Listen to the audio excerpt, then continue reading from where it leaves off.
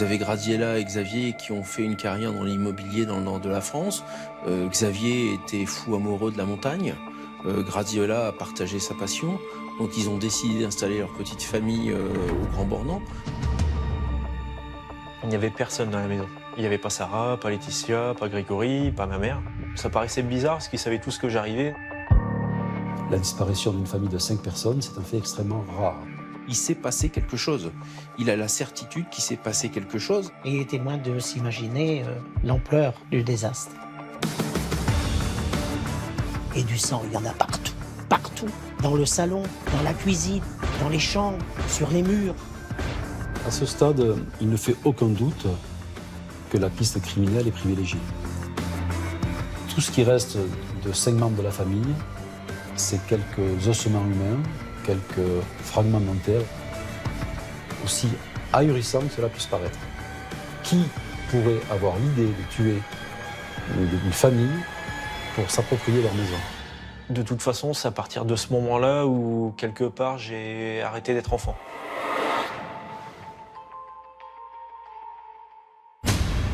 Le Grand Bornand, en Haute-Savoie. Les vacances de Pâques viennent de commencer.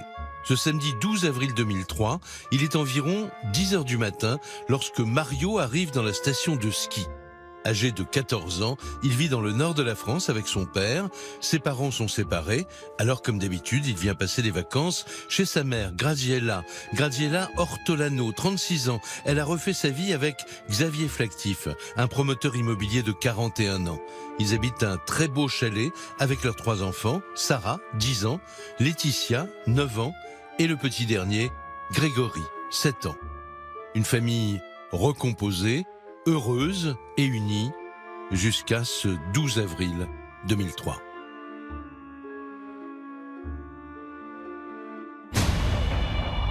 Lorsque Mario arrive devant le chalet de sa famille, il n'y a personne pour l'accueillir. La voiture de ses parents n'est pas à sa place habituelle devant le garage. Les portes et les volets sont fermés. Le chalet est vide. Il n'y avait personne dans la maison. Il n'y avait pas Sarah, pas Laetitia, pas Grégory, pas ma mère. Ça paraissait bizarre parce qu'ils savaient tous que j'arrivais, donc d'habitude, même si ma mère n'est pas là, il y a quelqu'un à la maison. Donc je suis allé frapper à toutes les portes. Tout était fermé.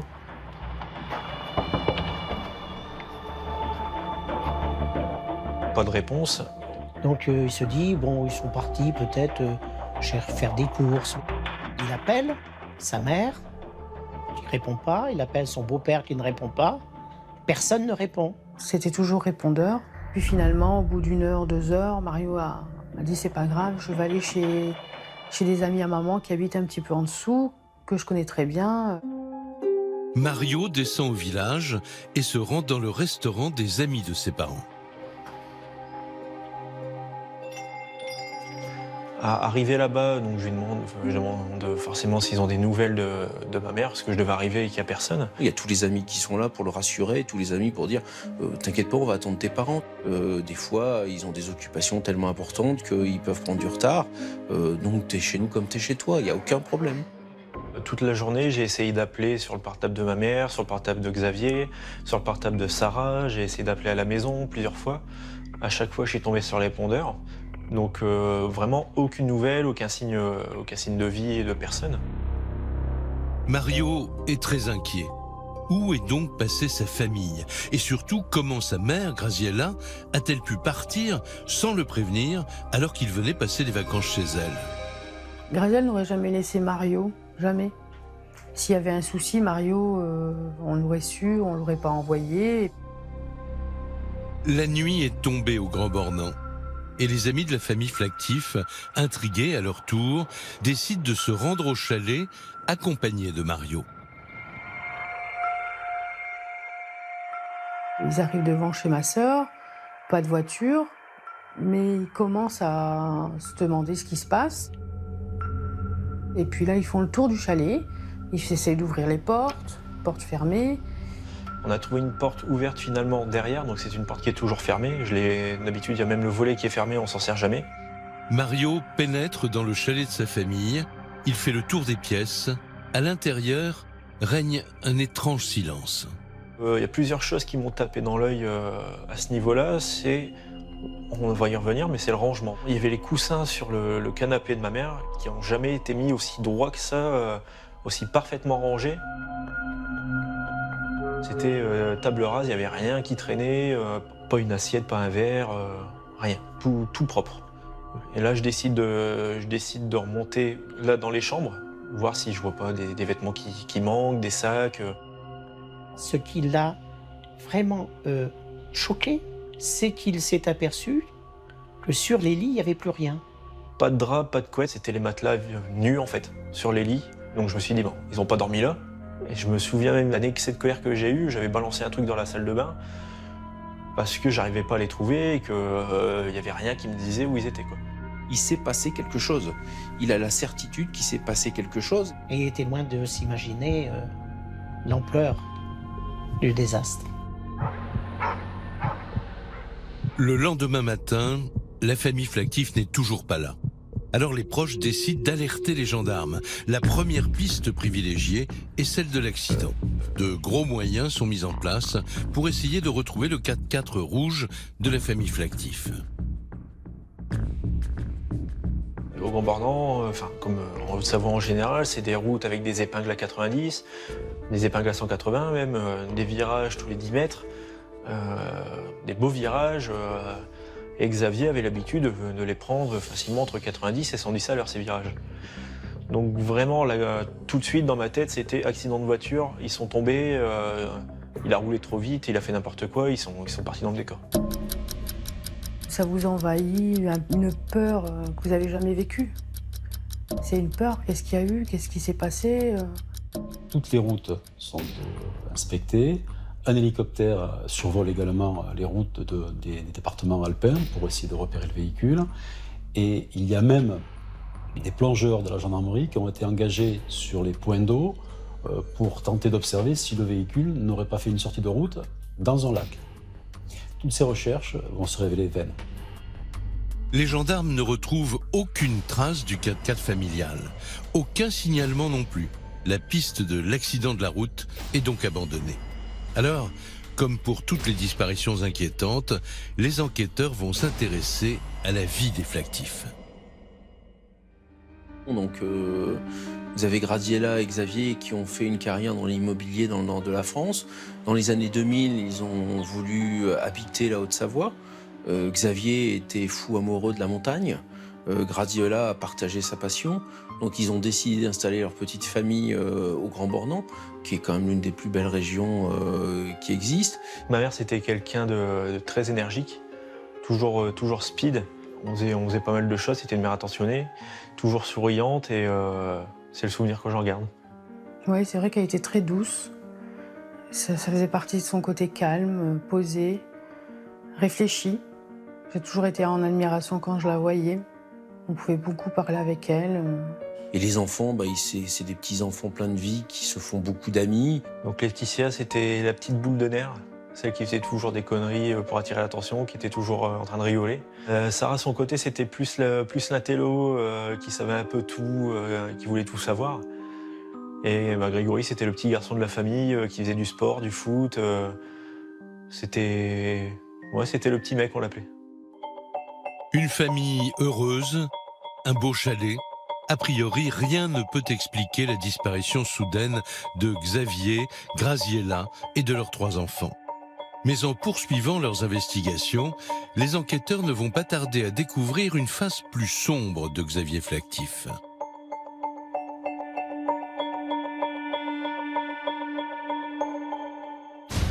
En fouillant dans sa vie, les enquêteurs apprennent que Xavier Flactif est un promoteur qui multiplie les projets immobiliers. Au total, près d'une vingtaine de chalets et appartements construits dans la région. Cela représente beaucoup d'argent et la réussite de Xavier Flactif n'est pas vue d'un très bon œil.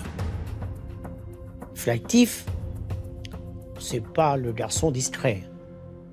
C'est plutôt dans l'exubérance, dans le fastueux. On dirait même qu'il provoque les autres et les gens du village, parce qu'ils ne se contentent pas d'avoir un 4x4, mais il y a la grosse moto, vous savez, celle qui fait beaucoup de bruit. Et puis il y a le bateau pour aller sur le lac. Clairement, c'est un flambeur et il aime exhiber ces signes de réussite. Les enquêteurs vont aussi s'intéresser à la situation financière du promoteur. La réussite de Xavier Flactif nécessite naturellement des investigations sur ses activités professionnelles. On va naturellement travailler sur ses ex-activités professionnelles dans le Nord-Pas-de-Calais, où il a eu quelques situations délicates avec certains des acquéreurs des maisons qu'il proposait. C'est des personnes qui ont voulu acheter des chalets ou faire construire des chalets, qui ont cru au projet de Xavier Flactif, qui ont versé des arts, donc leurs économies. Et la majorité des biens étaient des biens inachevés, avec des malfaçons qui étaient manifestes. C'est la raison pour laquelle une association s'était constituée, la DAG, la Défense Association des gens usurpés et escroqués, par Xavier Flactif. Les gendarmes comprennent à ce moment-là que le promoteur avait de nombreux ennemis, dans le nord de la France, mais aussi au Grand Bornand. Le promoteur aurait même reçu des menaces. À la fin du mois d'avril 2002, l'une des dernières réalisations de Xavier Flactif, un chalet qui était implanté au lieu dit la mulaterie, est un chalet qui a brûlé. Ça peut être une mise en garde. Ça peut être une mise en garde. À la même époque, les barreaux du balcon en bois du chalet de Xavier Flactif avaient été sciés. C'était autant de signes d'intimidation que lui, Xavier, pouvait prendre en considération. Dans la presse, cette étrange disparition fait la une et les langues se délient. Il s'est tiré avant parce qu'il y en a qui allaient lui tirer les oreilles. Il a arnaqué tout le monde là, sur toutes les constructions. C'est une véritable surenchère de propos menaçants qui est déversée sur Xavier Flactif. Moi, je pensais à ma sœur et ses enfants, et eux, ils me parlaient d'histoire d'argent, de chalet, de magouille. Les termes étaient quand même assez violents. On ne savait même pas où elle était et ils étaient déjà incriminés. Xavier a été beaucoup incriminé. Ça a été quand même assez difficile. D'autant que pour les proches, la piste de la fuite est impossible. Jamais Graziella n'aurait abandonné son fils Mario. Et surtout, pourquoi le faire venir pour les vacances si elle avait en réalité décidé de fuir ce jour-là? Cela ne tient pas. Mais les jours passent et la famille Flactif ne réapparaît pas. Je savais pas s'ils allaient bien, s'il y avait eu un souci. C'était vraiment de l'inquiétude, de l'incertitude et de l'attente qui était pas supportable en fait. Aucun téléphone répond, c'est que les répondeurs. Je le connais par cœur encore maintenant. Le message de ce répondeur. Bonjour, vous êtes bien chez Graziella, je suis pas là pour le moment, vous pouvez me rappeler après le bip sonore, merci. Et je l'entends encore, parce que je l'ai appelé plein de fois. À ce stade des investigations, aucune piste n'est écartée par les enquêteurs. Xavier Flactif a-t-il tout simplement pris la fuite avec sa famille? Aurait-il ainsi cherché à échapper à ses créanciers? Ou la réalité est-elle bien plus sombre? Cela fait maintenant 5 jours que la famille Flactif s'est volatilisée. Et le mystère reste entier. Dans les annales criminelles des affaires répertoriées sur le plan national, la disparition d'une famille de 5 personnes, c'est un fait extrêmement rare. On est vraiment dans une situation exceptionnelle qui nécessite des moyens d'investigation exceptionnels. Alors le 17 avril 2003, les enquêteurs décident de passer au peigne fin le chalet de la famille Flactif. Plusieurs techniciens en identification criminelle sont envoyés sur place. Lorsqu'ils rentrent, ils commencent d'abord par faire une reconnaissance visuelle. Or, immédiatement, comme c'est des professionnels avertis, ils se rendent compte d'abord qu'il y a une douille qui se trouve dans le salon, une douille qui est sur le sol, qui est cachée. Un étui qui, manifestement, c'est un étui qui est percuté. Donc, le projectile est un projectile qui a été expulsé du pistolet automatique. C'est un élément extrêmement important qui donne une orientation d'emblée à l'enquête. Ensuite, un peu plus loin, ils se rendent compte entre deux lames de bois qu'il y a des taches noirâtres qui laissent présumer qu'il y a eu du sang. Autre source d'interrogation, c'est l'absence de la moquette murale ou du tissu mural qui se situe dans l'escalier. C'est un tissu mural qui a été arraché assez grossièrement. On s'interroge véritablement des raisons de l'absence de ce tissu. Alors, si le pan de mur a été arraché, c'est pour cacher, et si on cache, c'est parce qu'il y avait des choses dessus qu'on ne veut pas laisser. Là, il y a sûrement eu des taches de sang. Lorsque les constatations prennent forme à l'étage, donc au dernier étage, celui des chambres du chalet, il y a une observation qui interpelle immédiatement, c'est un tapis de marelle qui recouvre une moquette qui elle-même est découpée. Pour les enquêteurs, c'est certain, un drame s'est déroulé dans ce chalet. De toute évidence, on a voulu faire disparaître des traces de sang. Un lavage à grandes eaux qui explique que le chalet soit rangé minutieusement. Mais les enquêteurs ne sont pas au bout de leur macabre découverte. Les techniciens vont découvrir dans les interstices du parquet, au sol, des fragments dentaires. À ce stade, il ne fait aucun doute que la piste criminelle est privilégiée. Le travail à réaliser technique dans le chalet est un travail d'envergure qui nécessite une véritable montée en puissance. La police scientifique est appelée en renfort. Le chalet est entièrement passé au Blue Star, un produit qui permet de révéler les traces de sang invisibles à l'œil nu. Et dans l'obscurité totale, les enquêteurs voient apparaître ce qui est, sans aucun doute, une scène de crime. Et du sang, il y en a partout. Partout. Dans le salon, dans la cuisine, dans les chambres, sur les murs. Partout, il y a du sang. On observe notamment des traces de ripage qui laissent à penser qu'un corps ensanglanté a été traîné sur le sol, ce qui permet d'avoir une vision plutôt globale de ce qui est désormais la tuerie du chalet au Grand Bornand. L'analyse de ces traces de sang démontre que des coups violents ont été portés par un objet contondant sur les victimes. Une scène de crime barbare. Pour les enquêteurs, même si on ne sait toujours pas à qui appartient le sang, cette découverte laisse présager le pire pour la famille Flactif. Les proches sont effondrés. Je rentre dans un film d'horreur. Un film, ça n'existe pas directement, mais là, c'est ma famille. Je m'étais vraiment enfermé dans une bulle à part, je voulais entendre parler de rien.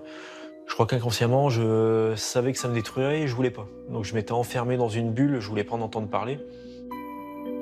Cela fait maintenant une semaine que la famille Flactif s'est volatilisée. Le chalet a été passé au crible. Les experts ont retrouvé de multiples indices répartis sur 5 zones suspectes. Et il y a 5 personnes disparues. Pour eux, ce n'est pas une coïncidence. Ils ont la conviction que toute la famille Flactif a été assassinée. Mais par qui et pourquoi ? Après une fouille minutieuse du chalet, des centaines de prélèvements sanguins sont envoyés dans un laboratoire spécialisé en analyse génétique. Objectif : savoir si ce sang appartient bien à la famille Flactif. Mais en attendant les résultats, les enquêteurs continuent leurs investigations dans le chalet et très vite, quelque chose va les interpeller. Les gendarmes se rendent compte d'un petit détail qui a une importance cruciale, c'est qu'ils voient juste en face, de l'autre côté, quelqu'un avec des jumelles qui les observe.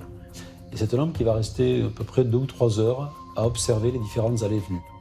Et ça va les intriguer. Pourquoi cet homme nous regarde faire? Quel est l'intérêt?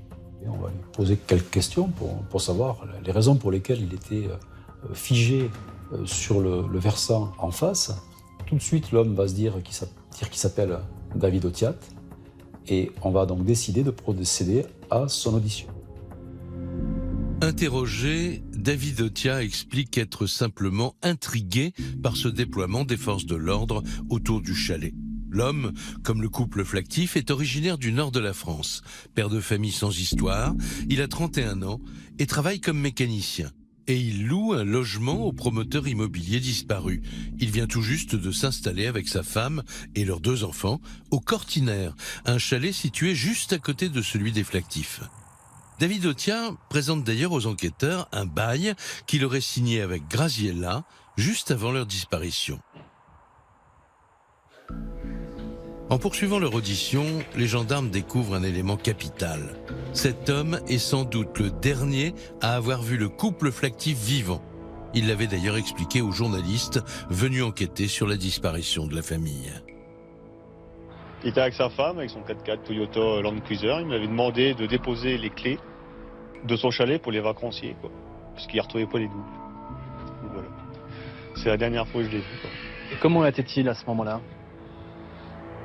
Bah, toujours énervé, pressé. Ouais, j'ai trouvé comme d'habitude, quoi. Pressé. Interrogés, les vacanciers confirment que c'est bien David Otia qui, ce fameux soir du 11 avril, leur a remis les clés. Mais en les questionnant un peu plus, un élément va surprendre les enquêteurs. Et Otia,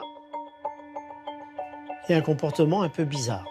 Parce qu'il aurait pu dire, oui, effectivement, voilà, le propriétaire m'a remis les clés pour que je vous les donne, voilà, donc je vous montre où est le chalet, et puis voilà. Lui, il va en rajouter. Il va se faire passer pratiquement comme le propriétaire du chalet.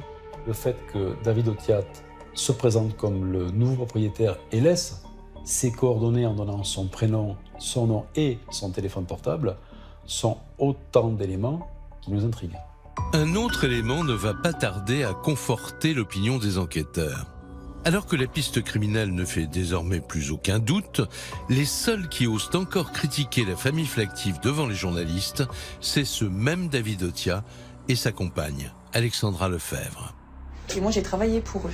Je ne suis pas restée longtemps, je suis restée une semaine. Parce que c'est un con. Déjà, il prend les gens pour des esclaves. Qu'est-ce que vous faisiez? Je faisais le ménage chez elle. Donc, vous voyez, quand vous êtes en train de laver, que lui, il arrive, qu'il repiétine tout, que c'est pas sec, qu'il y a plein de traces, que vous êtes obligé de recommencer 3 fois parce qu'il en a rien à foutre. Avec toute la merde qu'il a foutue autour de lui, même les agences immobilières, l'agent immobilier d'ici, il m'a dit, il a de la chance qu'il n'ait jamais tombé sur un Corse, parce qu'il serait dans la mer avec une pierre au cou, là, à cette heure-ci. Et là encore, on va s'interroger pourquoi ce couple veut absolument souiller la moralité, la réputation de la famille Flactif. Le couple semble même vouloir convaincre les journalistes que la piste du règlement de compte est la plus probable. On en entend des vertes et des pas mûres. On dit qu'il y aurait la mafia aussi qui lui serait tombée dessus parce qu'elle, c'est une Italienne. Donc peut-être il y aurait eu quelque chose avec la mafia. Après, on dit qu'il y a eu des passes de drogue, donc que ça a tourné mal, qu'il a dû partir. Après, on a dit que son père avait 20 boîtes de nuit en Belgique, donc c'est lui qui lui aurait donné de l'argent pour qu'il puisse se barrer. Tout ça aurait été maquillé en crime pour faire croire que, et puis... Ouais, mais c'est des ronds. On entend des trucs, vous pouvez pas savoir. Et là, ça a été le choc. Le choc de 2 personnes qui commencent à exploser de haine sur ma sœur ou sur Xavier, à étendre des choses fausses, puisqu'il n'y a pas d'histoire de mafia. Alors, ce qui m'a choqué, c'est vraiment ce qu'on a pu dire sur ma famille, en fait. Où là, je me suis dit, il y a un problème. Bon, moi, c'est soit que c'est lui qui est parti, ou alors c'est vraiment des gens qui l'ont... Et puis que... Je sais pas ce qui s'est passé, quoi. Beaucoup de gens aussi pensent que ça peut être une mise en scène aussi. Mise en scène ou pas, ça... Ou alors c'est possible aussi quelqu'un qui a fait le carnage aussi là-dedans, on sait pas. L'acharnement de David Otia à salir la mémoire des Flactif devient vraiment suspect aux yeux des enquêteurs. Mais cet homme n'a pas du tout le profil d'un tueur. Alors les gendarmes s'interrogent. C'est alors que le résultat des expertises génétiques réalisées dans le chalet tombe. Le sang appartient bien aux 5 membres de la famille Flactif. Mais un élément va faire basculer l'enquête, car au milieu des centaines de prélèvements effectués sur la scène de crime, le laboratoire a découvert un 6e ADN, inconnu. On a en 23 points distincts un ADN masculin, majoritairement issu de traces de sang. On a la conviction absolue que l'homme, puisqu'il s'agit d'un homme, s'est blessé. Ce qui donne une dimension toute particulière sur la nécessité d'identifier cet ADN. Un juge a été saisi, forcément. ordonne des vérifications de l'ADN de toutes les personnes qui ont pu venir au chalet ou qui sont de près en relation avec la famille. Tout le monde s'y soumet, sauf une personne, David Otia. C'est le même David Otia qui nous avait intrigués par son comportement. On le retrouve, ce garçon, en train de refuser l'ADN qu'il lui proposait.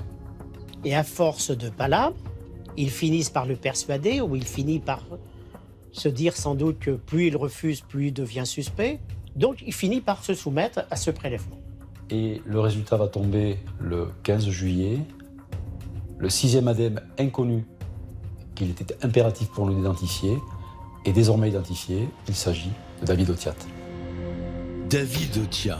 Pourquoi ce père de famille sans histoire aurait-il massacré Xavier, Graziella et leurs 3 enfants? Les enquêteurs ne vont pas tarder à lever le voile sur un scénario à peine imaginable, et pourtant bien réel. David Otia est plus que jamais le suspect numéro 1. Les enquêteurs ont assez d'éléments pour l'interpeller, mais ils préfèrent continuer discrètement leurs investigations. L'objectif est clair, découvrir ses complices, car les enquêteurs en sont convaincus, David Otia n'a pas pu agir seul pour assassiner 5 personnes. Le téléphone du mécanicien est placé sur écoute et très vite les gendarmes pensent tenir une piste. Et là, c'est toujours mauvais le téléphone. Alors les écoutes téléphoniques révèlent la vie intime de ce couple, mais révèlent aussi et surtout qu'ils ont une vie un peu particulière, à savoir qu'ils fréquentent très peu de personnes. Et ils ont comme seul ami un autre couple qui vient du Nord, qui vient pratiquement de la même région qu'eux, et qui s'appelle Stéphane et Isabelle Aremza. 2 couples qui, en réalité, vivaient une espèce d'osmose au quotidien et qui se voyaient, qui se fréquentaient énormément et vont constituer une espèce de vie en autarcie, c'est-à-dire qu'ils vont vivre véritablement entre eux. Les enquêteurs découvrent également que David Otia et Stéphane se retrouvent souvent la nuit pour voler de l'essence. Quand l'un commet un délit, c'est jamais sans l'autre. C'est-à-dire qu'ils sont un vrai duo. Ils ont l'habitude de siphonner les réservoirs des véhicules pour indifféremment voler gasoil ou essence. Voler de l'essence, ça peut être à plusieurs fins. Ça peut être pour mettre dans son propre véhicule, mais ça peut être pour autre chose. Ça peut servir aussi à mettre le feu. On ne sait pas ce que sont devenus les corps. Et si on les avait brûlés avec cette essence? Les enquêteurs poursuivent leurs écoutes téléphoniques, des écoutes qui dévoilent des conversations plus que troublantes. À partir de la mi-juillet, on sent une vraie tension dans le couple Otia-Alexandra Lefebvre. Alexandra, au téléphone, dit à David à un moment, écoute, ma vie depuis le mois d'avril, elle est complètement foutue, on ne peut plus continuer comme ça. Et que si tu n'es pas content de ce que je t'annonce, je suis capable d'aller tout balancer aux flics. Dixit, Alexandra Lefebvre. On peut comprendre, on a un indice. C'est déjà quelque chose qui lui fait dire il s'est passé quelque chose de grave. C'est bien quelque chose de terrible qui a bouleversé sa vie. Alors le 16 septembre 2003, 5 mois après la disparition de la famille Flactif, les gendarmes interpellent le couple Otia et leurs amis. Leurs chalets sont immédiatement perquisitionnés. On ne trouve rien chez Stéphane et Isabelle, mais chez les Otia, les enquêteurs découvrent des jouets, des vêtements, des DVD, des skis, des téléphones portables qui appartiennent tous à la famille Flactif. Pour les enquêteurs, plus aucun doute, ils tiennent leurs coupables. Mais il faut maintenant les faire parler. Va-t-on enfin savoir ce qui est arrivé à Xavier, Graziella et leurs 3 enfants ? En garde à vue, les enquêteurs commencent par interroger David Otia.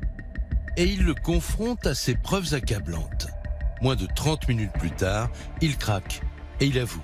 C'est bien lui qui a massacré les 5 membres de la famille Flactif. Il indique être monté au chalet Flactif pour rencontrer Xavier ce soir du vendredi 11 avril. Pour régler un différend qu'ils avaient entre eux. Un différend relatif à un logement parce que le logement chez Otia, c'était une obsession. La discussion s'est envenimée, la situation est devenue extrêmement violente et brutale. Il avait une arme en sa possession, il a tiré dans la tête de Xavier Flactif, de manière, dit-il, accidentelle. Il pensait que l'arme qu'il avait emportée avec lui ne fonctionnait pas. Le coup part et l'inéluctable se produit.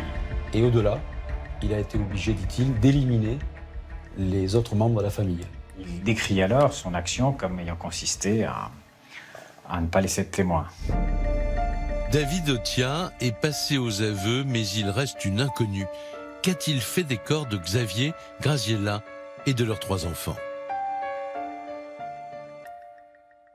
Il indique avoir rassemblé les corps qu'il avait au préalable enveloppés de draps et de couettes et avoir utilisé du carburant qu'il avait récupéré à son domicile, des jerrycans de gasoil et d'essence. David Otia explique s'être rendu la nuit dans une forêt située à 20 km du Grand Bornand. C'est là, dans une clairière isolée, qu'il a confectionné un bûcher. Et il accepte d'emmener les gendarmes à l'endroit où il a brûlé les corps de la famille Flactif. Il a indiqué le lieu précis, qui ne faisait l'ombre absolument d'aucun doute. Il y avait un certain nombre de traces noirâtres qui apparaissaient encore 5 mois après les faits. Tout ce qui reste de 5 membres de la famille, c'est quelques ossements humains, quelques fragments dentaires. Et là encore, David Otia n'exprime aucun remords. Alors, je dois annoncer à ma mère que Graziella a été tuée, que Xavier avait été tué, Sarah, Laetitia, le petit Grégory a été tous abattus et brûlés. C'est en quelques secondes, je risque de tuer ma mère aussi, quoi. C'est très dur à annoncer, quoi. Là, je me suis... Moi, de toute façon, c'est même pas une image, je me suis vraiment retrouvé par terre. Je suis tombé tout de suite. De toute façon, c'est à partir de ce moment-là où, quelque part, j'ai arrêté d'être enfant. Un jour, j'ai une mère, le lendemain, j'en ai plus, et c'est à ce moment-là où tout autour de moi s'est effondré, où j'avais plus de repères, plus rien, et je finirais de grandir, de vieillir, sans voir ma mère, sans voir mes frères et sœurs. Face aux enquêteurs, David Otia maintient sa version. Il jure que c'était un accident. Mais il y a un problème. Stéphane et Isabelle, ainsi qu'Alexandra Lefebvre, sa femme, sont toujours interrogés en garde à vue. Et ils accusent David Otia d'avoir en réalité organisé la tuerie depuis plusieurs mois. Mais pourquoi aurait-il fait cela ? Les enquêteurs vont découvrir que David Otia nourrissait une haine féroce à l'encontre de Xavier Flactif et que c'est en regardant une émission de télévision qu'il a eu l'idée de commettre cette tuerie. Une émission télévisée qui avait été diffusée à la mi-janvier 2003 qui retraçait l'histoire d'un couple de restaurateurs qui avait été abattus par Alfredo Stranieri qui avait pris leur place à la tête de l'établissement. Cette situation a fait naître en fait un embryon d'idée à David Otia qui disait « La voilà, la bonne idée. On va faire comme ça, je vais tuer tous les Flactifs et on va enfin pouvoir s'approprier un chalet. On va prendre un chalet qui leur appartient. » Aussi ahurissant que cela puisse paraître. Qui pourrait avoir l'idée de tuer une famille pour s'approprier leur maison? De ces 4 personnes qui projettent d'éliminer toute cette famille, il n'y a pas une personne, et notamment les femmes. Il n'y en a pas une, elles qui sont mères, il n'y en a pas une qui s'est levée pour dire « pas les enfants ». Personne n'a rien dit. Stéphane confie même que 2 jours avant le drame, il avait accompagné David Otia pour éliminer la famille Flactif. Mais au dernier moment, il s'était dégonflé et le projet avait échoué. Mais il avoue aussi avoir aidé David Otia à mettre le feu 1 an auparavant au chalet des Flactifs qui avait mystérieusement brûlé. Il reconnaît également avoir participé au cambriolage du chalet de la famille après les meurtres. Et surtout, avoir aidé depuis des mois David Otia à voler de l'essence en siphonnant des voitures. Le but était clair, pouvoir brûler les 5 corps. Pour sa défense, Stéphane prétend qu'il était sous l'emprise de David Otia. Incontestablement, il y a un leader, c'est M. Otia, et il y a un suiveur, c'est M. Aremza. M. Aremza, il a un profil qui fait de lui quelqu'un qui est malléable, qui est instrumentalisable. C'est une union à 4. C'est 4 personnes, c'est une force 4. C'est pas la simple action individuelle de David Otiat. On est vraiment dans un projet collectif d'un massacre annoncé. Dans ce quatuor diabolique, il y en a une qui intrigue vraiment les enquêteurs. Alexandra Lefebvre. Elle reconnaît avoir aidé son mari à déplacer dans la nuit le 4x4 de la famille Flactif. C'est elle aussi qui a rédigé un faux bail pour permettre à sa famille d'occuper le chalet du Cortinaire. Pour certains, Alexandra Lefebvre serait en réalité le cerveau de l'affaire. Alexandra a eu un rôle extrêmement actif dans ce dossier, que je résumerai à ces quelques mots. Alexandra Lefebvre a soufflé sur les braises. Ces simples mots résument son œuvre. Pour l'avocat d'Alexandra Lefebvre, on diabolise sa cliente à tort. Madame Lefebvre n'a ni manigancé ces faits, ni n'y a participé, ni n'a eu un rôle à l'intérieur de ce chalet. Alexandra Lefebvre, c'est le cerveau de l'histoire. Il suffit de regarder la vidéo de 7 à 8. Qui est-ce qui parle? C'est Alexandra Lefebvre. Avec toute la merde qu'il a foutue autour de lui, même les agences immobilières, l'agent immobilier d'ici m'a dit il a de la chance qu'il n'ait jamais tombé sur un Corse, parce qu'il serait dans la mer avec une pierre au cou, là, à cette heure-ci. Cette image, elle la regrette bien entendu. Cette interview était invraisemblable et jamais Alexandra Lefebvre n'aurait dû y participer, même si c'est totalement inapproprié et inadapté, même si c'est parfaitement anormal, c'est pas ce qui démontre un rôle actif au moment des faits. À l'issue des gardes à vue, David Otiat est mis en examen pour assassinat. Stéphane pour complicité d'assassinat. Alexandra Lefebvre et Isabelle pour non-dénonciation de crime et obstacle à la manifestation de la vérité. Tous les 4 sont écroués. Mais peu de temps après, David Otiat revient sur ses aveux et change complètement de version. Il affirme que rien n'a été prémédité. Et d'ailleurs, il n'a tué personne. Dans cette sombre histoire, lui aussi est une victime. David Otiat dit qu'il est dans le chalet, qu'il est avec les Flactifs, que 2 hommes font irruption, qui sont cagoulés, qu'ils vont s'en prendre à lui et qu'ils vont l'assommer et qu'il va perdre connaissance. D'ailleurs, il dit c'est là que j'ai perdu du sang. C'est pour ça qu'on a trouvé mon ADN. Il est assommé, et là, ils lui prennent son revolver et ils tuent la famille. Mais franchement, il n'y a que lui pour croire une bêtise pareille. Lorsqu'il revient à lui, ces 2 personnes sont toujours là, mais les Flactifs sont morts. Les 2 autres le somment et le menacent pour qu'il les aide. Et il va donc les aider au nettoyage, au transport des corps. On a suffisamment d'éléments d'enquête, suffisamment d'éléments de preuve. Personne ne croit une seule seconde à cette version, totalement buesque. Des assassins cagoulés, les enquêteurs ne croient pas plus à cette version qu'à la précédente, celle où il expliquait avoir tué accidentellement Xavier Flactif, puis avoir éliminé ensuite le reste de la famille. D'autre part, sa femme, mais aussi Stéphane et Isabelle l'ont bien dit aux gendarmes, il a tué les enfants en premier. La préméditation ne fait plus aucun doute. Les enquêteurs ont maintenant assez d'éléments pour reconstituer le scénario macabre. Chalet de la famille Flactif, le soir du 11 avril 2003. Ça démarre, il est 17h, 17h30. Vous avez les 3 petits-enfants qui sont rentrés de l'école. Otiat arrive par la terrasse.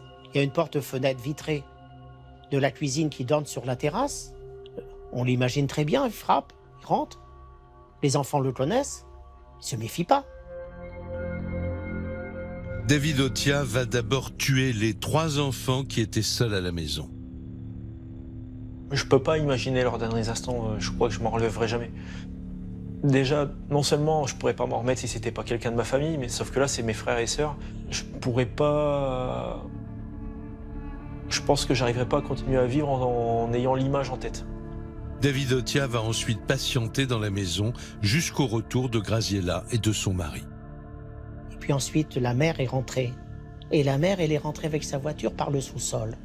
Et là, il a attendu. Ce qui me fait du mal, c'est qu'elle rentre tranquillement de chez elle, comme nous tous, quand on rentre de travail. Content de rentrer, de revoir ses enfants. Et lorsqu'elle arrive par l'escalier au premier étage, David Otiat la surprend et la tue à son tour. La mère de famille est froidement abattue d'une balle dans la tête et le massacre n'est pas terminé. Il ne reste plus à David Otiat qu'à attendre le retour de Xavier Flactif. Il arrive une demi-heure après, il est vers 18h30, 18h40, et rentre dans le chalet. Quand Xavier arrive dans le chalet, il y a son sixième sens qui lui fait comprendre qu'il s'est passé quelque chose d'horrible. Xavier a eu le temps de voir tout le monde. Il a eu le temps de voir ma mère par terre, il a eu le temps de voir mon frère. J'imagine même pas l'état dans lequel il était. Qu'est-ce qui se passe?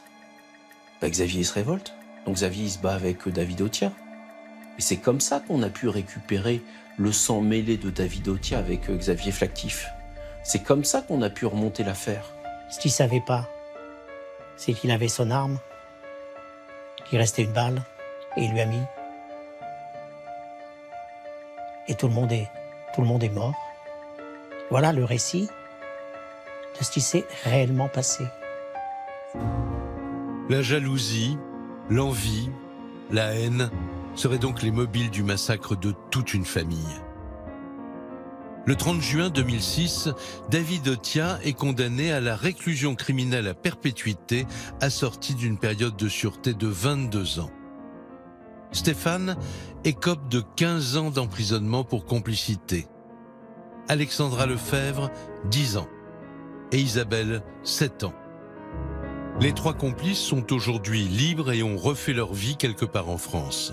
Si pour David Otiat, la peine est encore longue, les familles, elles, n'ont toujours pas fait leur deuil et ne le feront probablement jamais. Voilà, moi, ma vie s'est arrêtée le 11 avril 2003. Moi, quelque part, j'y serai toute ma vie en prison. Dans cette affaire, Mario, pour moi, est un survivant. Mario serait arrivé la veille au matin. Il aurait été dans le chalet. Lui aussi aurait été tué. Ça ne fait l'homme d'aucun doute. J'ai vécu longtemps avec l'idée complètement bête peut-être, mais que si j'étais allé ce jour-là, quitte à moi pu être là, j'aurais pu sauver au moins un. Ça, c'est l'idée qui m'a trotté dans la tête pendant des années et des années. J'aurais préféré être mort moi plutôt que les trois. Et ça restera toute ma vie. Mario, c'est la lumière pour nous. Il n'a pas réussi à exterminer tout le monde. Mario, c'est la vie qui continue. Ça, au moins, ça a échappé à David Otiat. Heureusement qu'il est vivant. Il sait que je suis toujours là et qu'elle vit à travers lui, puis que je serai toujours là pour lui. Et je veux qu'il continue à la faire vivre. Et je pense que ce qu'il faut garder en mémoire, c'est la joie de vivre qui véhiculait le peu de temps où ils ont été là, en fait, tous les 5. La joie de vivre qu'ils ont apporté autour d'eux, Voilà, c'est ce qu'il faut garder en tête.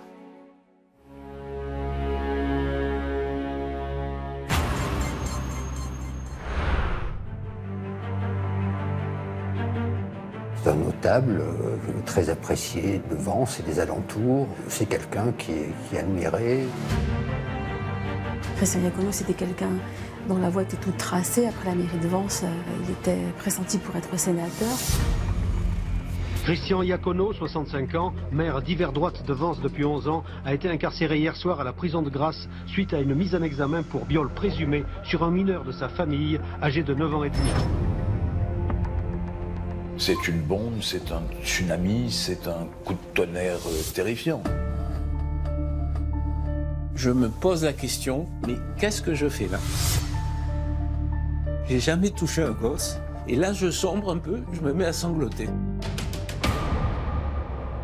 C'est un scandale sur la Côte d'Azur. Je m'en fous qu'il soit en prison à ce moment-là. Pour moi, il l'a fait. Il y a des preuves, il l'a fait. Il décrit les scènes supposées de manière très crue. Les expertises psychiatriques sont formelles. Cet enfant n'est pas un affabulateur. Pour nous, il était instrumentalisé, soit par son entourage, soit par son avocat. ces deux clans, véritablement, s'affrontent. On va se battre, on va triompher, on va sortir de là. Je vais au procès, et puis j'attaque, je regarde pas derrière moi. Je suis un guerrier qui est là pour la battre.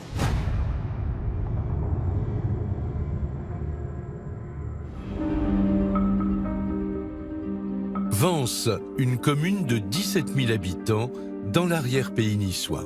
En ce début d'été, une chaleur écrasante s'abat sur la région. Ce vendredi 7 juillet, Christian Iacono, le maire de la ville, s'adonne à son loisir favori, le golf, avec des amis. Mais son parcours va être perturbé par un appel. Dans cette ambiance joyeuse, un coup de fil de la mairie de Vence, et j'ai ma secrétaire, Patricia, qui me dit il y a 2 inspecteurs de la PJ qui sont passés à la mairie qui voulaient vous voir. Il se dit qu'étant maire de Vence, c'est peut-être une affaire municipale, une affaire qui touche à la commune dont il est maire. Et je téléphone aimablement et il me dit Monsieur Iacono, oui, mais on a rendez-vous lundi, donc je vous en parle pas. Je lui dis c'est pas trop sérieux, c'est pas un problème. Non, vous inquiétez pas, il y a rien d'embêtant. Le week-end passe, le lundi matin, les policiers se rendent à la mairie. C'est à ce moment-là qu'ils débarquent dans son bureau et qu'ils lui disent qu'il y a une plainte qui provient de Reims. C'est votre fils qui a porté plainte pour agression sexuelle sur votre petit-fils.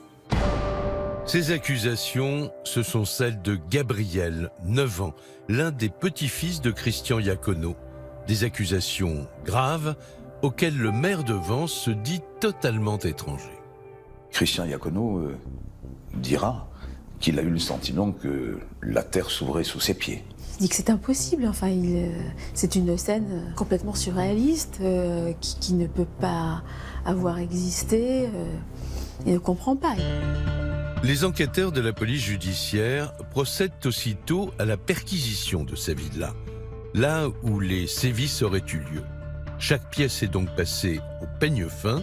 L'objectif, trouver des vidéos ou des images à caractère pédophile qui accréditeraient les dires du jeune Gabriel.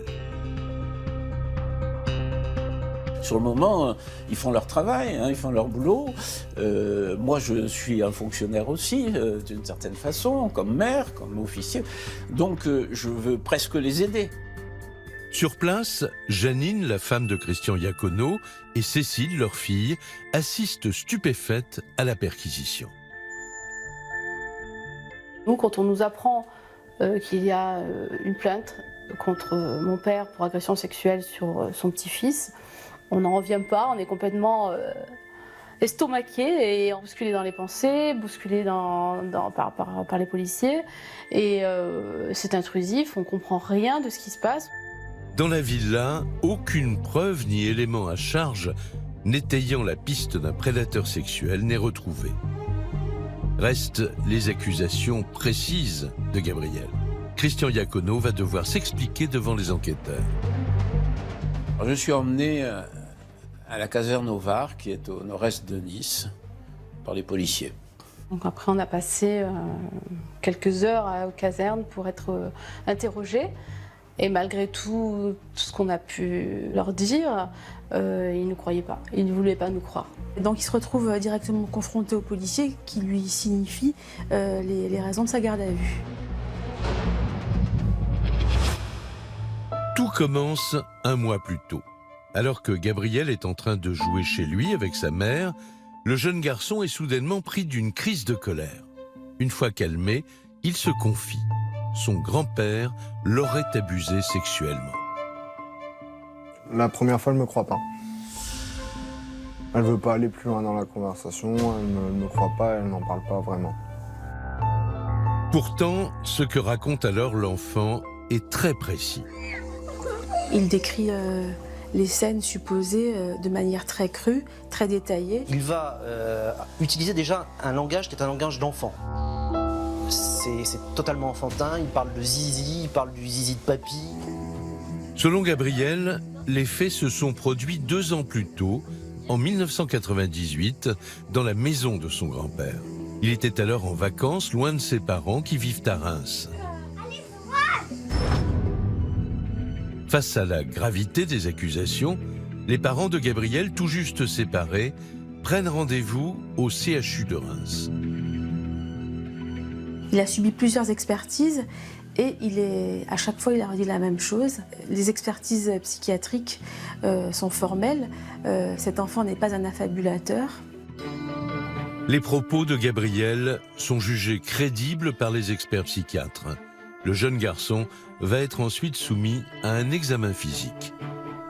Un pédiatre va constater qu'il y a des cicatrices anales qui sont décrites de manière très très précise. Il y a une cicatrice à 17h et une cicatrice à 21h.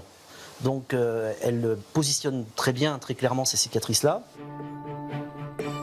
Le diagnostic corrobore les accusations de viol que Gabriel dit avoir subies.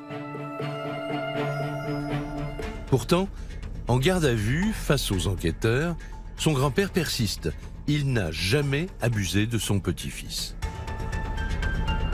Ils vous disent, votre petit-fils dit que vous lui avez fait ça. Qu'est-ce que vous dites? Il dit, vous voulez que je vous dise, j'ai jamais fait. Et on va continuer d'asséner un certain nombre de questions à Christian Iacono. Monsieur, votre petit-fils vous accuse. Votre petit-fils a été violé puisqu'il y a des documents médicaux qui le confirment. Il y a des traces qui le prouvent. Le policier, son travail est déjà mâché. Ce qu'il lui faut maintenant, c'est des aveux. Sous le choc, Christian Iacono tente de comprendre d'où viennent ces accusations. Le maire a 2 enfants, sa fille Cécile, dont il est proche, et son fils Philippe, avec lequel il entretient des relations très tendues depuis plusieurs années. Depuis le départ, il me dit, moi je ne comprends pas. Pointe du doigt son fils, en me disant qu'il a sans doute une responsabilité. Moi, j'avais une lettre qui était destinée à mon père, de la part de mon frère. Et cette lettre était une menace, parce qu'à la fin de cette lettre, il y avait marqué « Je n'hésiterai pas à utiliser l'enfant comme une arme afin de te détruire ». Et donc, pour aider les policiers à comprendre ce qui se passait, je suis allée la chercher. Serait-il possible que le fils de Christian Iacono ait quelque chose à voir avec cette accusation?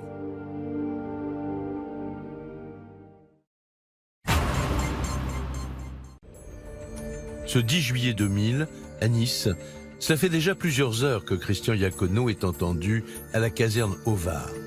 Au fil de ses gardes à vue, les enquêteurs découvrent que derrière cette image de notable estimé se cache une vie de famille marquée par une relation chaotique avec son fils, Philippe. Ce sont des rapports très durs, très conflictuels. Il y a de la concurrence, il y a de la haine, il y a de la détestation réciproque. Pour comprendre la nature du conflit qui oppose ce père et son fils, les enquêteurs vont alors s'intéresser à la personnalité et au parcours de Christian Iacono. Été 1962. Christian Iacono, jeune étudiant en médecine, sa femme et le petit Philippe, âgé d'1 mois, fuient l'Algérie et posent leurs bagages sur la Côte d'Azur. On était plusieurs centaines de milliers à partir. On avait vécu la guerre d'Algérie dans des conditions assez tragiques et on avait peur, quoi. Quelques années plus tard, alors que Janine s'occupe de leurs 2 enfants, Philippe et Cécile, Christian Iacono achève ses études. Puis, diplômé, il s'installe à son compte. Il monte un cabinet de radiologie. Et là, un premier cabinet, puis des associés, puis tout ça, ça gonfle petit à petit, ça achète une belle villa. Christian Iacono, c'est un résilient, c'est quelqu'un justement qui a fui la destruction et qui a reconstruit de toutes pièces cette vie, sa carrière. Donc c'est vraiment, enfin voilà, il a bâti, c'est un bâtisseur, quoi. Pour établir sa situation, Christian Iacono va s'impliquer dans la vie locale et notamment entamer une carrière politique. En 1983, il devient adjoint aux finances avant d'être élu maire de Vence en 1989. C'est un notable très apprécié de Vence et des alentours, qui connaît beaucoup de monde. C'est quelqu'un qui est admiré de la plupart de ses concitoyens. C'est un parcours exemplaire. On aimerait pouvoir faire tout ce qu'il a fait. Voilà, je crois que réussir dans la vie en partant de rien, accomplir une vie sociale, politique et familiale parfaite, c'est pas tout le monde. Une vie familiale et privée parfaite en apparence seulement. Car Philippe, son fils devenu un jeune adulte, est en opposition frontale avec son père. Incontestablement, Philippe Iacono, à un moment, a eu le sentiment d'être écrasé par le poids de son père. Philippe a toujours essayé d'attirer l'attention de ce père en faisant notamment des études de médecine.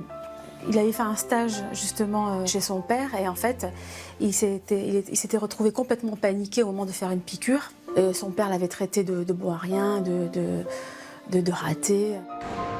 Le conflit s'envenime lorsque Philippe s'installe avec sa compagne. Il y a eu un total changement de vie, avec un rejet complet de la famille, un rejet complet des idées de la famille. Entre Christian Iacono et Philippe, la rupture est consommée. Père et fils ne veulent plus se voir. Leurs relations vont s'apaiser cependant quelques années plus tard, à la faveur d'un événement heureux. Le 26 janvier 1991, Gabriel, le premier petit-fils de la famille, vient au monde.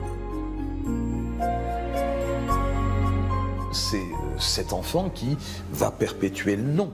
Donc il est accueilli non seulement comme dans toute famille le petit-fils, mais également comme le prolongement de la saga Iacono. Ça a réconcilié tout le monde, on s'est tous embrassés, on a regardé, on s'est émerveillé de ce petit être qui venait de naître. Donc Gabriel est né et ça a été un événement très heureux.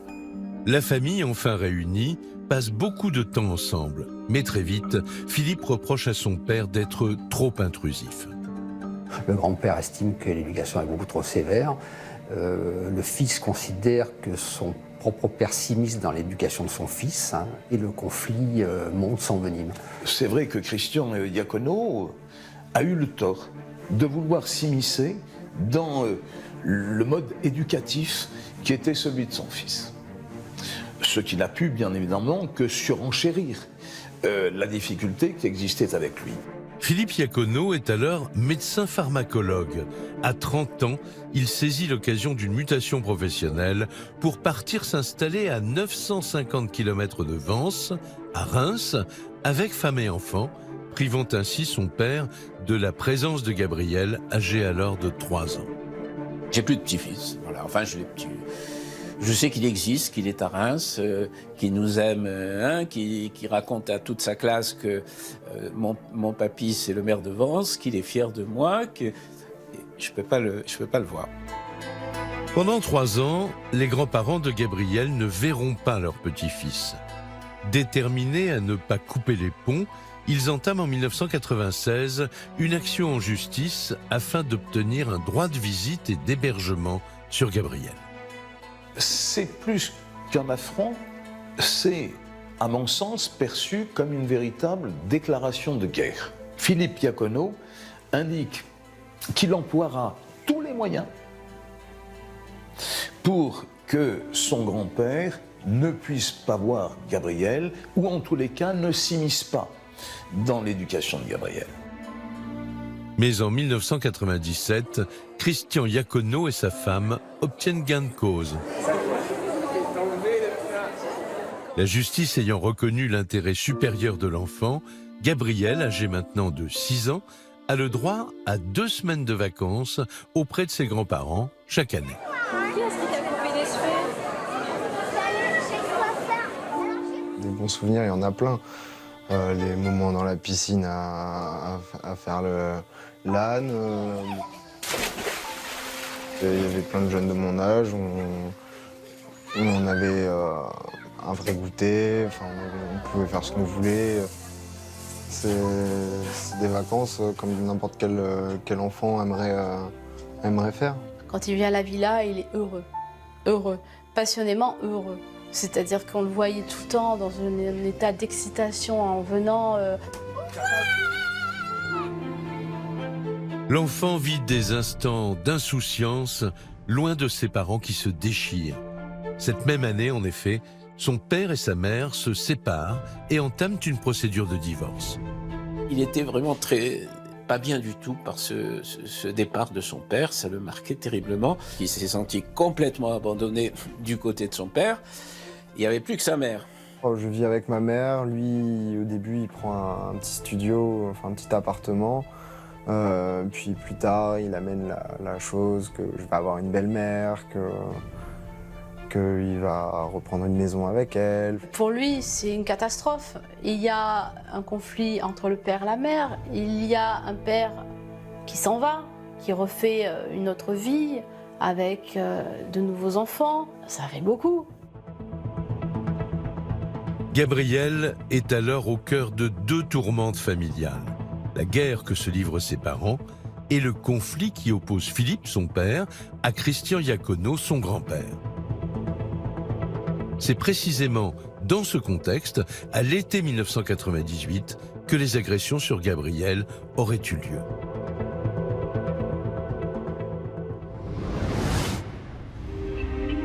À Nice, en ce 10 juillet 2000, la garde à vue de Christian Iacono se poursuit.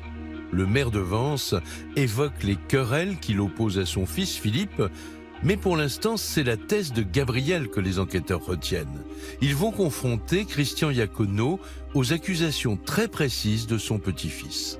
Son grand-père l'aurait violé alors qu'il lui donnait le bain. Déjà, il dit que c'est impossible que cette scène ait eu lieu puisqu'il dit qu'il n'a jamais donné le bain à son petit-fils, que c'était sa grand-mère qui le baignait. Christian Iacono ajoute qu'à l'époque, plusieurs membres de la famille habitent à la villa et donc qu'il n'était jamais seul avec l'enfant. Dans la maison, aux dates considérées, il y a bien évidemment plusieurs personnes.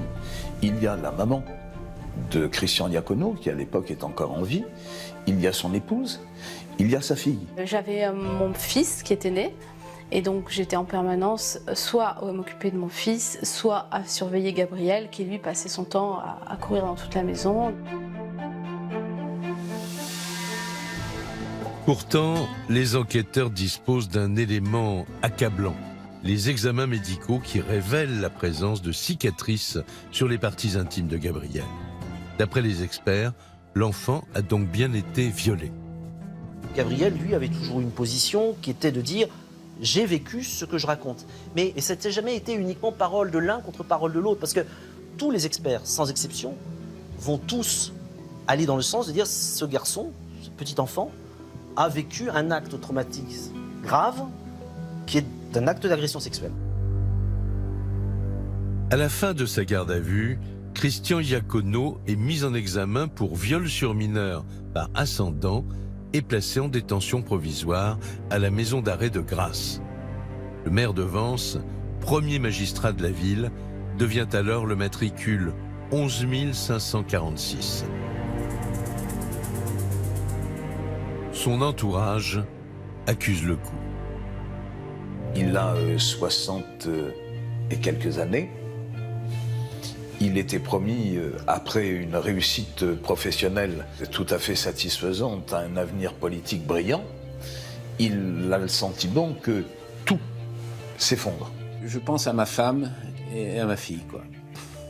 Je dis d'ailleurs à l'avocate, prévenez ma femme, dites-lui que tout va bien, etc., etc., parce qu'ils vont apprendre que je suis mis en prison.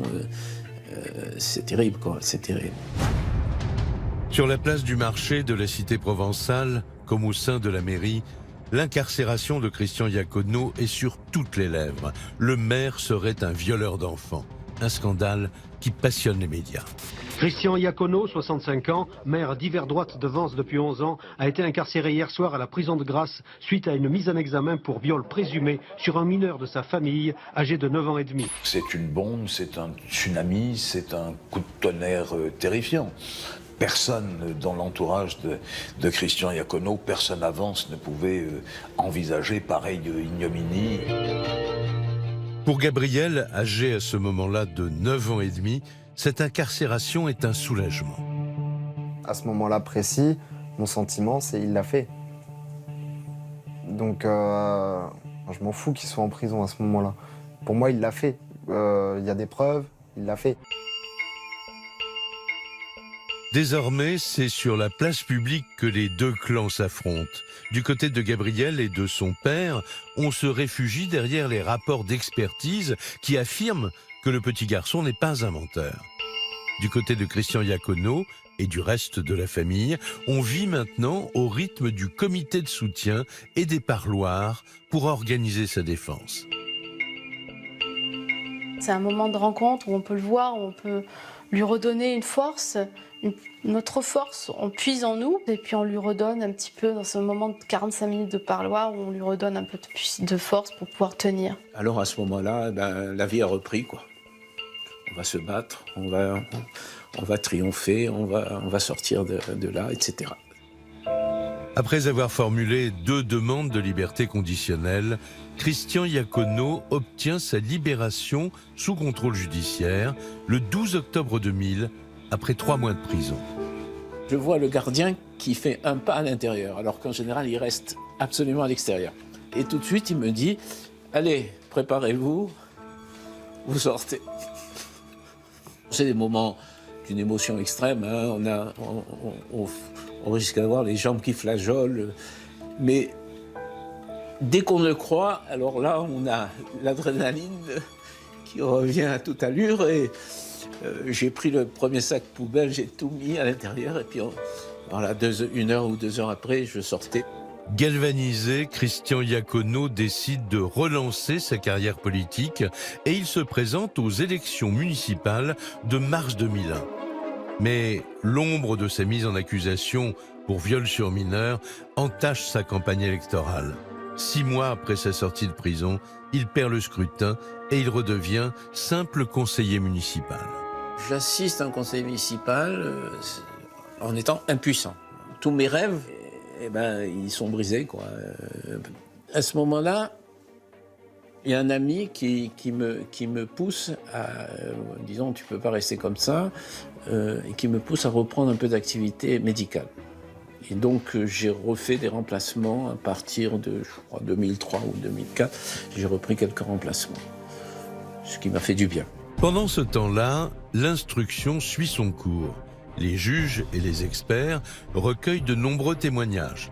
Enquête de personnalité, contre-expertise, confrontation, un travail de fourmi nécessaire à la justice pour savoir si Christian Iacono a le profil d'un pédophile.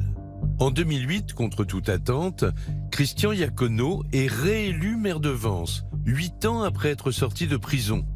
Mais son procès à venir risque de mettre en péril sa carrière relancée. Le notable, qui n'a que sa parole face à celle de Gabriel, réussira-t-il à prouver son innocence? Le 6 avril 2009, le procès de Christian Iacono s'ouvre devant la cour d'assises des Alpes-Maritimes. Le maire de Vence s'apprête à être jugé 9 ans après sa mise en examen pour viol. Un procès qui, en l'absence de preuves, repose entièrement sur la crédibilité du témoignage de Gabriel, qui est maintenant un jeune homme à peine majeur. Je vais au procès, puis j'attaque, je regarde pas derrière moi. Je fonce tête baissée. Je suis là pour l'attaquer et le condamner. Je suis un guerrier qui est là pour l'abattre. Cela fait près de 9 ans que Gabriel se bat pour que l'on reconnaisse son statut de victime. Il va pouvoir, enfin, dénoncer publiquement son grand-père. Je peux vous dire qu'au moment où il dépose, il y a un silence de mort dans la salle d'audience. C'est glaçant. Son témoignage est glaçant. Je me souviens par exemple d'un moment où, se tournant vers son grand-père, il lui dit « Dis ce que tu m'as fait et tu pourras mourir en paix ». Maître Baudou, l'avocat du notable, adopte alors une stratégie qui consiste à discréditer l'autre élément décisif du dossier, en dehors de la parole de l'enfant, les expertises médicales. Les premiers experts médicaux de Reims sont venus affirmer qu'ils avaient trouvé des cicatrices. Des contre-experts se sont montrés beaucoup plus réservés et ont indiqué que leurs collègues avaient peut-être manqué de prudence. Une bataille d'experts commence alors. Pour les uns, Gabrielle a bien été violée. Pour les autres, ces cicatrices peuvent avoir été provoquées par de fortes constipations. La présidente a demandé en pleine instance que le dossier médical complet de Gabrielle Iacono soit transmis à la Cour pour voir si effectivement on y trouvait des antécédents de constipation très importantes. Et il n'y avait aucun antécédent de constipation. En clair, pour les experts, Gabrielle a forcément subi des agressions sexuelles. Dans ce procès, c'est parole contre parole, et l'avocat général requiert 14 ans contre Christian Iacono. Au terme des 6 jours de procès, le jury rend son verdict. Christian Iacono est condamné à 9 ans de réclusion criminelle pour viol sur mineur par ascendant. Une victoire pour Gabrielle. J'étais heureux, enfin, évidemment j'étais heureux, mais j'étais gêné. C'était un sentiment très partagé. Immédiatement transféré en maison d'arrêt, cette fois, l'homme est à terre. Psychologiquement, je m'effondre un peu. Et là, les policiers me mettent les menottes et me poussent vers la fourgonnette qui doit m'emmener à la prison de Luynes. Et là, en moi-même, je dis, vous voyez, s'ils m'emmenaient dans une chambre où il y a une chaise électrique, là, je leur dirais oui. Oui, je veux que la vie s'arrête. Christian Iacono fait appel et démissionne de son fauteuil de maire. Il passe 6 mois en prison avant d'obtenir une nouvelle libération.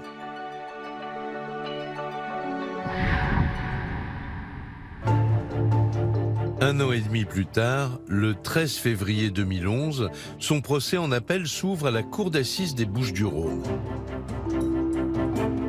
Cette fois, ses avocats changent de stratégie.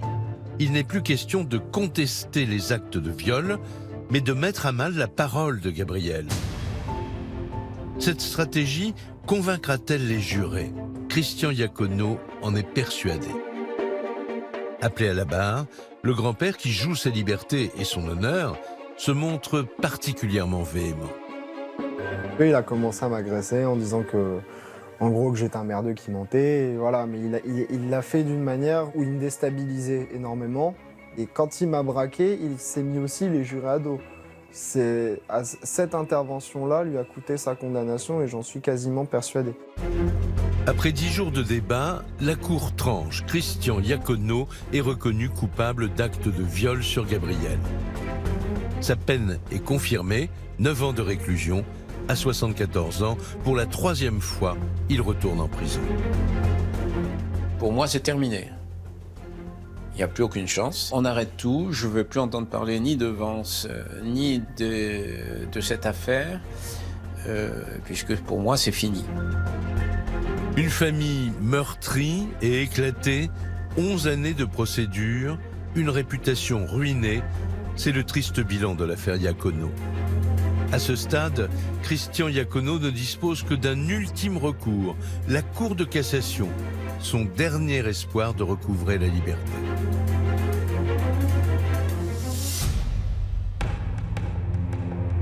Christian Iacono purge sa peine après avoir perdu son 2e procès. Condamné à 9 ans de prison ferme, il espère que la Cour de cassation invalidera le jugement rendu en appel. Mais en l'absence de nouveaux éléments, cela semble peu probable. Il est alors loin d'imaginer ce qui se passe à l'extérieur. Le 10 mai 2011, 3 mois après le verdict du procès, Gabrielle contacte Jean-Paul Fronze, journaliste à Nice Matin. Le jeune homme dit avoir d'importantes révélations à faire. Je reçois un coup de fil, c'est Gabrielle qui me dit je veux vous voir, je me suis rétracté et j'ai peur que la justice ne me prenne pas au sérieux. Et on se rencontre dans un café qui est pas loin du palais de justice.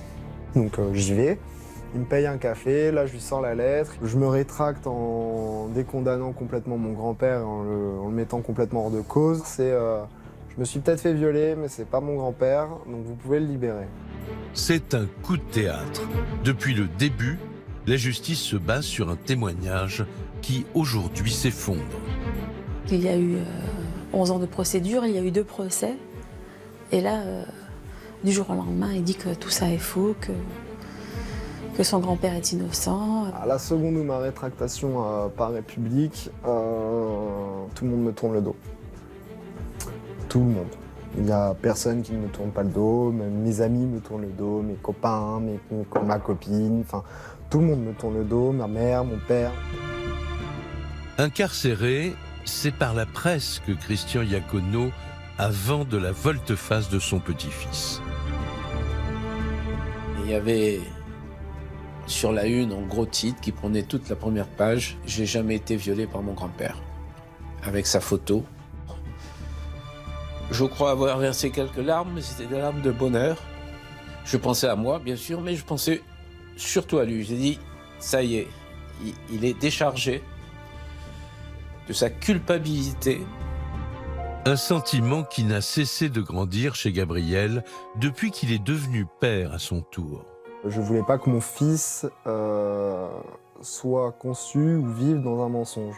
Donc ma priorité, avant même que mon grand-père soit libéré, c'était que mon fils sache la vérité lui-même.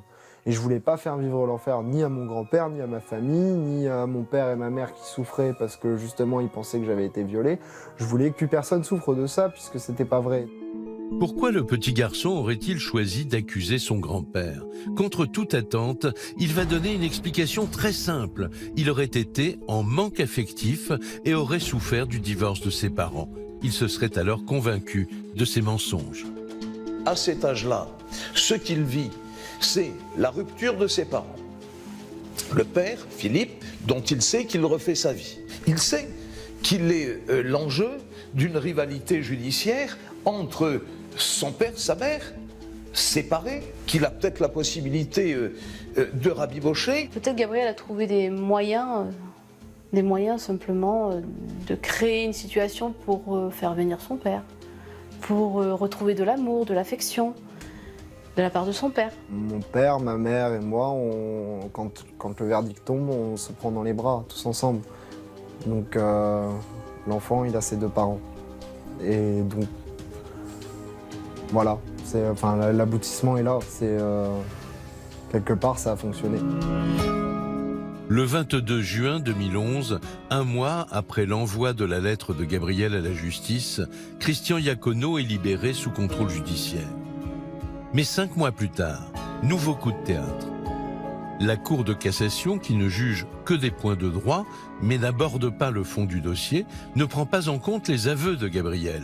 Elle confirme donc la décision rendue en cour d'appel. Christian Iacono, 76 ans, retourne en prison malgré l'aveu de son petit-fils qui assiste impuissant à sa 4e incarcération. C'est gênant pour vous d'être là aujourd'hui? Non, c'est ma place. Là, j'étais en pleine souffrance et il était hors de question qu'il affronte la prison tout seul. Ok, il a été condamné, mais avec la rétractation que je venais de fournir, il lui redemande de retourner en prison de son plein gré, comme ça, enfin non, j'étais pas du tout content. La justice interdit toujours tout contact entre le petit-fils et son grand-père. Mais déterminé à le faire innocenter, Gabriel monte au front et fait pression sur les instances judiciaires en entamant une grève de la faim. Un coup de poker qui va s'avérer payant. Christian Iacono est à nouveau libéré. Là, c'est le soulagement. On croit à ma rétractation et que là, on va commencer à pouvoir avancer. On va pouvoir faire du travail pour que mon grand-père soit blanchi. C'est un grand pas. Christian Iacono ne compte pas s'arrêter là. La justice ne l'a toujours pas lavé des accusations de viol. Après 16 mois passés derrière les barreaux, il veut obtenir sa réhabilitation. C'est pour lui une question d'honneur. Le 25 mars 2015, son procès en révision s'ouvre devant la Cour d'appel du Rhône. Un événement rarissime en matière judiciaire. Depuis 1945, seuls 8 prévenus ont obtenu la révision de leur condamnation. Pour lui, il a besoin d'être réhabilité. C'est son honneur qui est en jeu, c'est sa dignité. Donc il ne peut pas continuer à vivre tant qu'il n'est pas réhabilité. Contrairement aux 2 précédents procès, la révision doit juger de la crédibilité de la rétractation du jeune Gabriel. Sa personnalité versatile est alors disséquée et un élément nouveau va faire son apparition. Alors qu'il était adolescent, le jeune homme s'était déjà rendu coupable d'accusations mensongères. On s'aperçoit que Gabriel avait eu des difficultés judiciaires avec un autre de ses copains qu'il avait là aussi accusé d'agression sexuelle. Il a une petite amourette avec un garçon et puis comme le garçon voulait plus de lui, il l'a accusé d'avoir violé. Et à ce moment-là, ça a terminé par un non-lieu finalement parce qu'il avait avoué après que c'était faux. Autre élément nouveau, révélé par les experts, la mère de Gabriel, victime de viol à l'âge de 8 ans, souffre d'une pathologie mentale appelée syndrome de Munchausen par procuration. Inconsciemment, elle aurait influencé le discours de son fils. On a montré que le syndrome de Munchausen par procuration, c'est de finalement aider l'enfant finalement dans les paroles qu'elle a transmises. Tout simplement, elle dit: est-ce que ton grand-père a fait quelque chose? Oui. Il t'a touché? Oui. C'est au zizi? Oui. Il suffit de créer le contexte et elle le transmet à son enfant. Après 15 ans de bataille judiciaire, les jurés prononcent l'acquittement de Christian Iacono. À la sortie de l'audience, une nuée de journalistes attend le grand-père innocenté. Ses premiers mots sont pour Gabriel. J'ai hâte de rencontrer Gabriel, de parler avec lui, d'échanger. Je crois que c'est des jours nouveaux qui se présentent à nous, avec enfin un petit rayon de bonheur, un rayon de soleil. Je pense qu'on a un long travail familial on a 15 ans rattrapés, quoi. Donc ça ne se fait pas en 5 minutes et ça ne se fait pas en public. Définitivement blanchi, Christian Iacono tombe dans les bras de Gabriel, à qui il pardonne, malgré l'enfer qu'il a traversé. Allez, mais non, tu m'écoutes. J'en ai jamais voulu vraiment à Gabriel. Je savais qu'il était prisonnier de son mensonge. Je sais qu'il a fait des choses qui ne sont pas correctes. Je le surveillerai pour qu'il n'en fasse plus. Mais sinon, je n'ai aucune rancune. Et je lui pardonne très, très volontiers. En mai 2016, la Cour d'appel d'Aix-en-Provence alloue à l'ancien maire 700 000 € d'indemnité en contrepartie du préjudice moral subi. En octobre de la même année, sort Le Mensonge, un livre qui retrace son histoire. Depuis, Christian Iacono tente surtout d'oublier toutes ces années de calvaire. J'aimerais bien qu'un jour, la famille se reconstitue quand même définitivement, parce que des dégâts pareils, c'est difficile, aussi bien pour Gabriel que même pour mon fils. Gabriel n'est pas condamné pour ces différentes diffamations. Comme son grand-père, il espère tourner définitivement la page d'une affaire qui aura bouleversé sa vie. J'ai 24 ans, j'ai fait 15 ans de procédure, donc j'ai pas de vie normale. Je peux être heureux sur des temps partiels, sur le fait que mon grand-père soit enfin blanchi, sur le fait que je passe un moment avec mon fils, mais sur ma vie en général, je peux pas être heureux. Désormais, dans la famille Iacono, l'heure est au pardon et à la reconstruction.